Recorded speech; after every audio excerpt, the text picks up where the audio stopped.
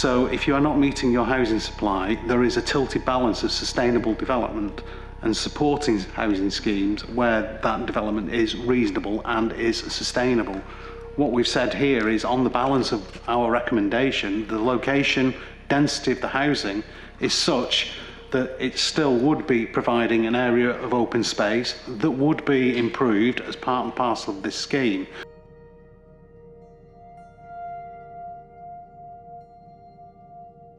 Given the application before you, given the information in the report and the information the officers have provided you with tonight, my advice would be that if that motion were to be successful, that would be an unsustainable reason for refusal. It would likely result in a claim for costs, and in my view, that claim for costs would be a successful one. So I just need to give you that information before you go to that motion.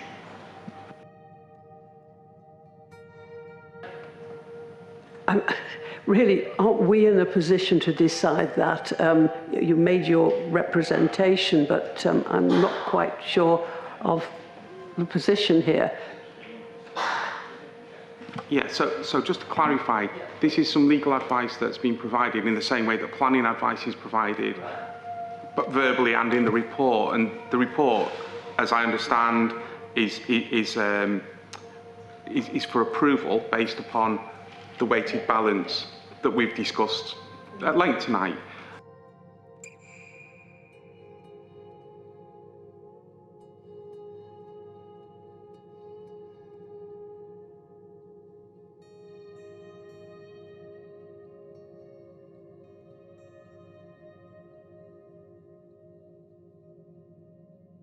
It still would be providing an area of open space that would be improved as part and parcel of this scheme.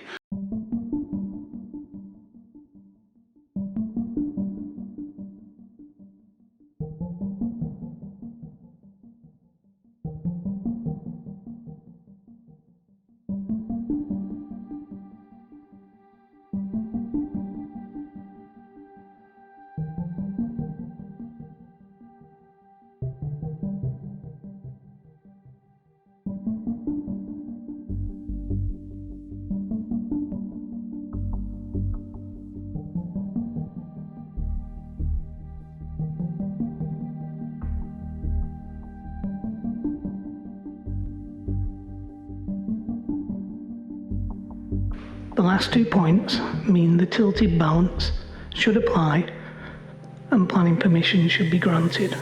The agent used a phrase, tilting the balance. Can the officer explain what this means in layman's terms, please? The tilted balance is a concept that's been introduced through the National Planning Policy Framework.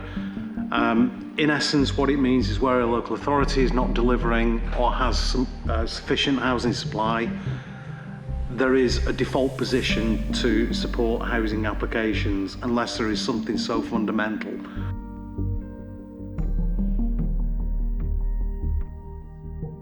That it should not be otherwise supported. So the default position is, if it's for housing, there should be a support for that generally.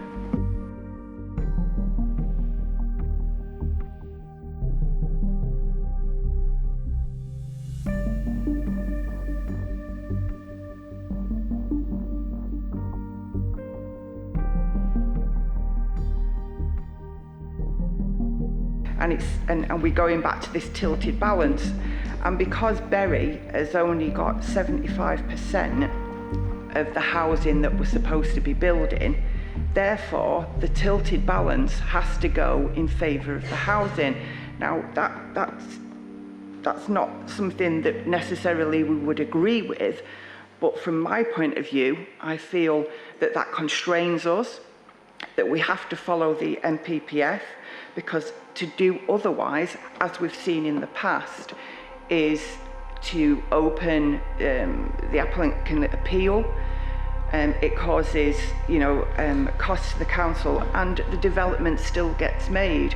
If we uphold the potential proposal to object to refuse application, and it goes to an appeal and the appeal is upheld, then the site gets built on anyway, but the council will have to pay costs, etc., etc. So what we need to do as a committee is satisfy ourselves that if we do choose to reject this recommendation to approve, we have a material reason to do so that stands up to scrutiny of one of His Majesty's inspectors.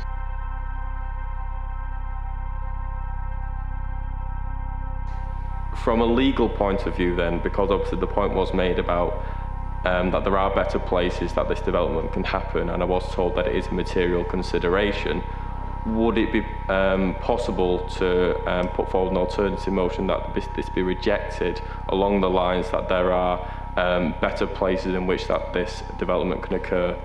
Thanks, Chair. So you've got an applicant here that owns one site in Whitefield. He doesn't necessarily have any other applications elsewhere within the borough.